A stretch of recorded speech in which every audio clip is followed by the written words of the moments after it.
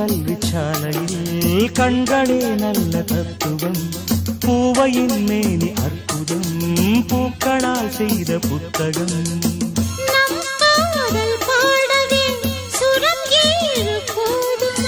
நம் நேசம் பேசவே ஒரு பாஷை போதுமா?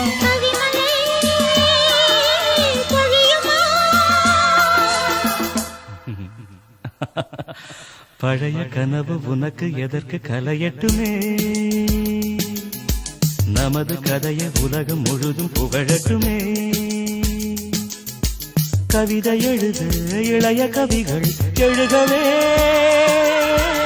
எழுகவே.